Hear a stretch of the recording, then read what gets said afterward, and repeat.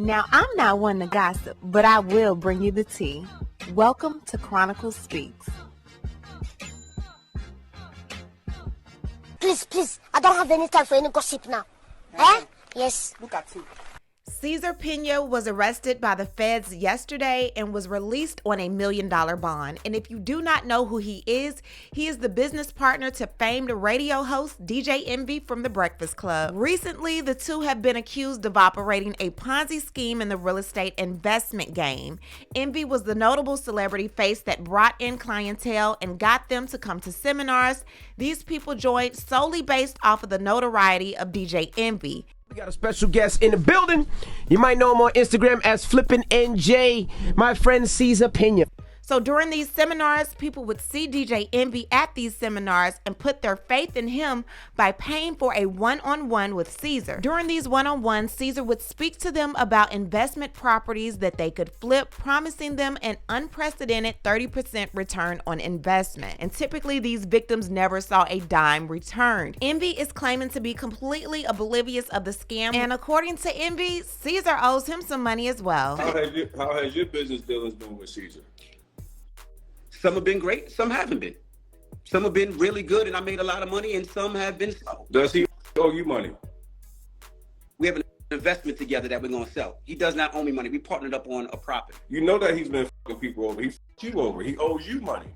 You told me last night he owes you money. Like, this ain't me making up shit. This ain't me just coming out and attacking anybody. This is real people. Envy, whose real name is Rashawn Casey, declined to talk to the I-Team, referring us to a powerful Manhattan real estate attorney. He says the radio personality lost $500,000 to the Pinas in an investment deal to transform this vacant school building in Patterson into rental units. He is a victim, just like the other alleged victims are in connection with the scam.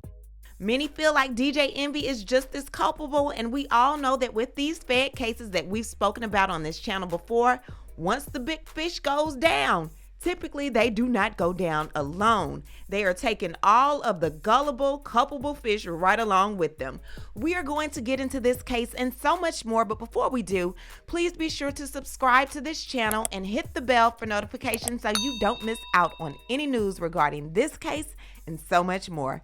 Now let's get back into it. Cesar and Envy have both admitted to having no knowledge of the real estate game growing up as kids. However, when Cesar was in jail, he met a guy that was an investor that inspired him to get into real estate. After doing well on his own, he was introduced to DJ Envy by Knit the Grit. One of my good friends, which is Knit the Grit and Danny Zoo.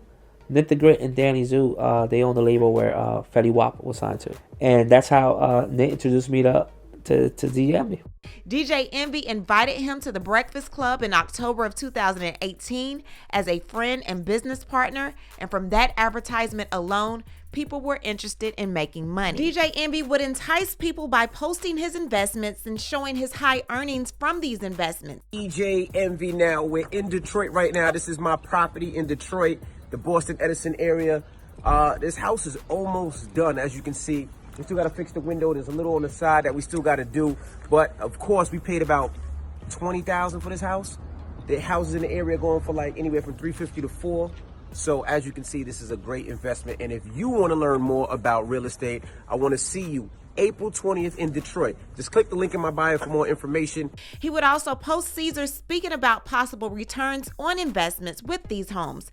People began buying into this and going to the seminars, and in turn, placing their money into these investment properties. The couple says they connected with entrepreneur Cesar after seeing him on social media with DJ Envy. He's advertising this all over the radio and on television. I've seen shows of him all over the place, so I thought this was legit. The pitch to invest in rundown properties that would be renovated and flipped for more money. The promise to return up to 30%.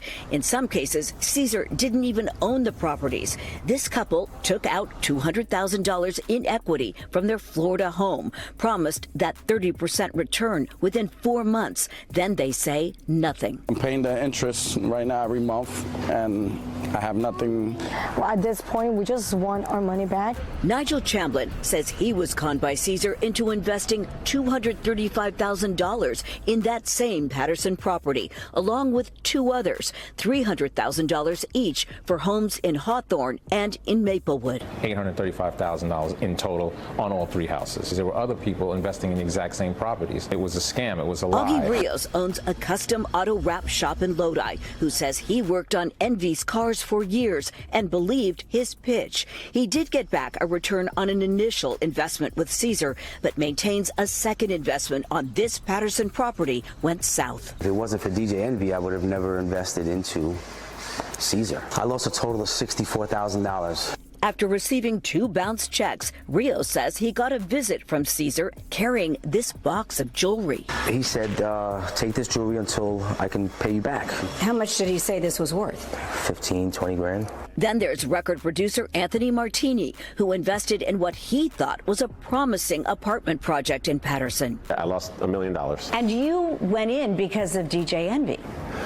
Yeah, I did. I mean, you know, I'd known Envy for years. The scam was ultimately exposed on the internet this summer by Tony the Closer, and after that, case after case after case has been dropping with victims who's lost hundreds of thousands, sometimes even millions of dollars. So I told Cesar, let's teach people how to do it. Now, we taught a lot of people how to do it. We taught people about FHA and things that people had no idea about. Now, that's my business with Cesar. That's my business with a lot of people. Now, if you go outside of that and want to jump in on your own, that has nothing to do with the kid. That has nothing to do with me. I'm not part of those deals. People need to stop being followers and be leaders. People got to do their own homework. When I give anybody money for any of my investments, some do well, some don't do well. All my investments, I do my own homework. If you come up to me right now and say, yo, Envy, I got a crib in Miami and it's worth this. I'm not doing it because you a nice guy that got a lot of followers. I would be a fucking asshole. I call my accountant and I'm like, hey, look at this deal. Does this deal make sense? No, it doesn't make sense. I'm not doing it. So that's how it is. That's what people do. So to me, it looks like DJ Envy is doing a bit of victim/investor blaming for saying they didn't do their own research before investing this money. And had it been him, he would have dotted all his I's and crossed his T's and spoken to your accountant to see if these investments were indeed lucrative. But DJ Envy, one could say the same about you. Why didn't you get an attorney or even a private investigator to do research on this man, Cesar Pina, before you went into business with him, and even before putting him on the radio to your millions of listeners? Because honestly, the proof is in the pudding. This man has been doing this for over a year before you met him. Honestly, where was your fact checking and researching then? Because honestly, you wouldn't be in this situation had you done that. According to this press release from the U.S. Attorney's Office District of New Jersey, Pina partnered with a celebrity disc jockey and radio personality to conduct real estate seminars around the country. Through these seminars, self-proclaimed efforts, and other marketing strategies, Pina developed a significant social media following. Starting in 2017, Pina began accepting investments from victim investors for the alleged purchase, remodel, and sale of specific real estate projects in New Jersey and other states. To induce his victims, Pina often promised 20 to 45% return on investment within 5 months. But instead of using victims' investments as promised, Pina engaged in a Ponzi-like scheme by commingling victims' money, using new victim investments to pay off prior victims and spending victims' funds on personal expenditures. The investigation has revealed that Pina defrauded dozens of investors of millions of dollars. He currently has one count of wire fraud that carries a maximum penalty of 20 years in prison and a fine of $250,000, or twice the gross amount of any pecuniary gain that any persons derived from the offense or of any pecuniary loss sustained by any victims of the offense, whichever is greatest. I do feel like you're saying Cesar's guilty before hearing his side of the coin, which I think is kind of crazy. I mean, anybody can say anything they want, man. I think you should have that man on here to have a conversation and give his side of the story. There's two sides of the story. Well, there's actually three sides of the story, right? His side, and then what's the truth. And I think before somebody starts saying that somebody owes somebody money or somebody doing something wrong and making an accusation and an accusation, I think you need to have him on there and clear his own name up. Many months later. Let me explain some things. I'm not, my attorneys don't want me to speak, but I think there's things that I need to clear up a little bit. I think you should listen to your attorneys. Why don't light-skinned people like to listen? Like, if your attorney told you don't say nothing, why are you talking? Listen, so Cesar and myself did seminars. Now, the reason I did these seminars is because I wanted to uplift my community. I wanted to teach my community about real estate, things that I didn't know when I was first buying my first home. I wanted to teach our community about investing in generational wealth. So I did these seminars and brought industry professionals to all these seminars, whether it was real estate agents from different markets, contractors, conventional lenders, hard money lenders. I even brought auction.com to actually show people how to purchase houses online. That's what I wanted to do for my people.